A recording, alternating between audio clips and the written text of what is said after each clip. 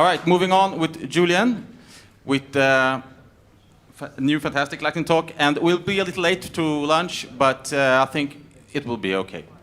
All right, thanks. All right, here we go. So I wanted to talk about FormField mini apps with the JavaScript framework, lib, or style of your choice. But before we will do that, I wanted to say there was actually some kind of foreshadowing for the Stripecon here in Sweden, because for those of you who attended virtual Stripecon in 2020 may remember I really loved the polls. And one of the polls was the question where we should host the next on-site Stripecon, and Sweden was already in place too, while we were still waiting for Aaron to take us to the Canary Islands. And yeah, we started making some advertising for the conference, and now we're here, right? So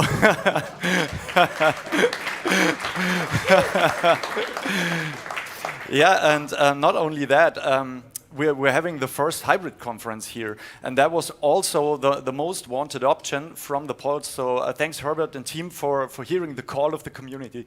So that's really cool. Great job you're doing. And yeah, I really love the polls. And well, by looking at Maxine's slides earlier, I now think he's wearing it all the time. Okay, so now I'm done camouflaging my lack of preparation with funny slides. Let's get to it. Silverstripe form fields. So we're all using them, we all know them. There's good documentation. We have like basic fields, advanced fields, formatted input, relation fields, stuff like composite fields, util fields. A lot of stuff is going on there. Well, some of us might already have created their own form fields, and it works pretty well, but it's lacking like extensive functionality customization options on the front-end side. And we already heard a lot of about jQuery endpoint today, and I think nobody really is a big fan out of it. And well, I'm just not a React person, so even that shift to React on the backend didn't bring big benefits to me. So, and this is one of the reasons why we started looking into this topic. One more brief shout out to the talk from Sourfish at Stripecon EU 2017. It was already about customizing form fields. He came up with like a cool field with extra functionality, so you definitely should check that out. To give you a little context, what brought us to that topic, let's recap a short case study. I think that project is also on the S2 website as a showcase. The client is called Colors Effects, is a company formerly owned by BASF, big German chemical company, and was acquired by some chemical DIC. So we've built like a huge software stack for them. I don't want to go into the whole architecture because it's really architecture monster. So we have like multiple layers and a lot of services. Silverstripe is in there somewhere. You can see it here. And one of the challenges were about document management, because there's a document service. It's a Node.js application, and it's working with the files on AWS S3, but we cannot use the fly system, so the asset abstraction won't work for us in that case, because we have data incoming not only from the backend, but also from third parties over API, and there was like metadata mounted to the upload objects and all of that stuff, so it was clear, okay, we cannot do that with current Silverstripe onboard stuff. But the requirement from our customer was, okay, we want to have everything in one backend, in this Silverstripe backend. Don't bring us a second like mini application outside of Silverstripe where we should maintain the whole documents. We want everything in the backend. And that was basically the challenge. So we came up with that like JavaScript mini app wrapped in a form field, because that brought us everything we wanted. We can use them in Silverstripe edit forms and reuse them not only in one place. We have the full flexibility when talking to asynchronous APIs and the like. And Jackson said already today that flexibility, customizability, and scalability are still like key concepts for Silverstripe. So I think that matches the philosophy a little bit. Also cool is that you can hydrate your JavaScript mini app with like backend data, user ID, API keys, and so on, that you don't want to put like in the source of the JavaScript application. And for us, the most important part, you're not forced to use jQuery Endpoint or React at all. And well, when I was working on the talk, I thought I'd just show you the module that we built, but it's well, it's a huge thingy. It looks like an extensive grid field, and there's a lot of domain-specific logic in there. So may the demo gods be with me, because I created a little showcase yesterday in the hotel lobby, and yeah, and I will try to run you through it. Let's get Docker up and running. Just checking that it works. Yes, it does. Okay, what are we actually doing here? Here you can see it's loading, and then you will see like a collection of GIFs pulled in from an API, and that's a view application here. So pure JavaScript logic, and I'm mounting this as a form field. And yeah, it's of course an odd example, but let me show you some of the sources, how we built that. What is the concept behind it? So first thing, pretty obvious, just create some form field. You can just extend from form field, just you know, put some configuration there, and the main thing is you have to require the sources of your JavaScript mini application. I've just called it GIF field because we're pulling in those GIFs from an API, and just for the sake of demoing the hydration part, there's like this API key from Tenor. This is the GIF provider, and of course it would be better to have that in an environment variable or the like, but you know, just for demoing. So we have that file, and we have two template files, accompanying template files. So one is named like the class GIF field with the Silverstripe extension, and one important thing is that you like have to come up with a class naming strategy, because that's like the identifier you will need in your JavaScript application. Then the ID generated by the grid field class, and this is the like soft hydration part. So we're having a data property, and it's called API key, and this is like grabbing the data from this getter here. Second template is just the holder around it, because we don't want to have like the title or the label of the field on the left. So it's pretty much the same what literal field is doing, but I'm just using these two templates for the demo. So now the JavaScript part.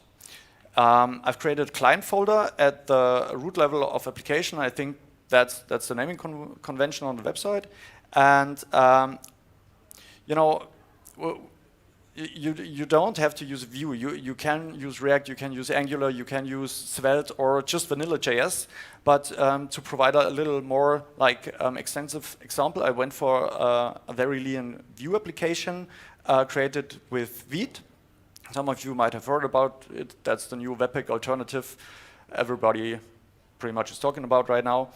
And just a very small Vue component, doesn't do much. It expects a property and API key. I don't want to go into the Vue specifics, but as you can see, I'm using the standard fetch API to fetch this Tenor API with the API key, and then like with set timeout, I'm going through the GIFs and I'm loading them. And yeah, then it's up to you how to bundle it. I'm bundling it to the dist folder, and this is where I require them in my PHP class.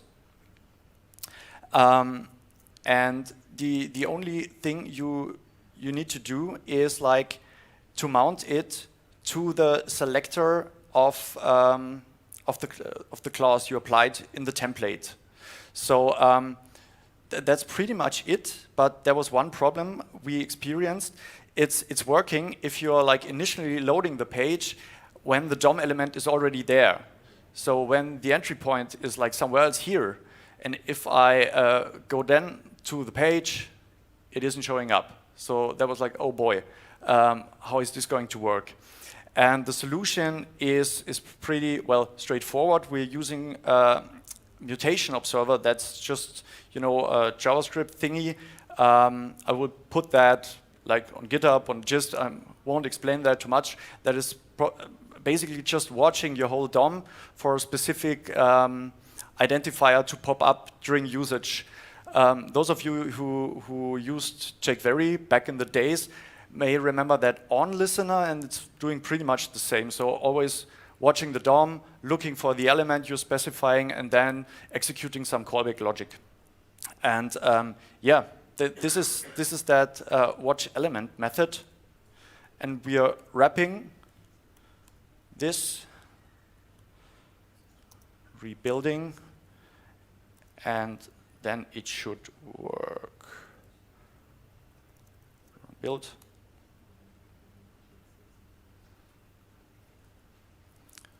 Let's try this again. So I'm starting here, going to my page, and you see it's loading, and now we're there. And actually, that's basically it. And the thing is, if you look to the dev tools, that's like a whole application, a whole JavaScript application living in that one form field. It's not a problem to have like multiple root applications for each and every form field. And I have to say that helped us a lot for a lot of projects. So you can mount really big applications even in there. We have something like streaming documents from a Firestore collection and providing then interaction with the data coming from the Silverstripe database. So a lot of use cases are possible with that approach. And yeah, the recipe is also pretty straightforward.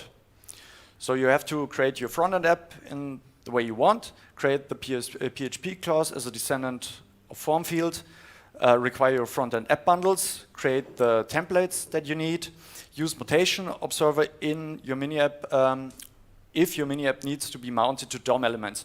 You might have a mini application that is not like coupled to DOM elements that can like show up over time, then you don't need it, so that's an optional step. And yeah, I know this isn't an easy takeaway, so I will like create a GitHub repo demoing everything. Already started yesterday, but it's not finished yet. But I swear to still provide that, and that's already it. Thanks. Fantastic. Good stuff. All right, one question. The question. Lars. Very creative solution. Thanks for that. I was just wondering, what do you think about Vite? Should we step over from Webpack? Has nothing to do with your module. I personally really like it because it's super fast and you don't have that like huge config overhead. So it brings a lot of stuff out of the box, and you don't have to care for like extra dependencies pulling in if you want to compile Sass or less or files with a Vue extension. It does everything out of the box, and that is really, really convenient, because my pain with Webpack already was that I just wanted it to get the job done and not to learn Webpack and all the configuration options, and it started to annoy and confuse me. And I don't have that with Vite. Okay, thank you. Yeah, no problem. All right, so we have some lunch now, and we'll be back 1:30 here with the next talk. And lunch is just down the stairs. And yeah, you'll be served. Thank you.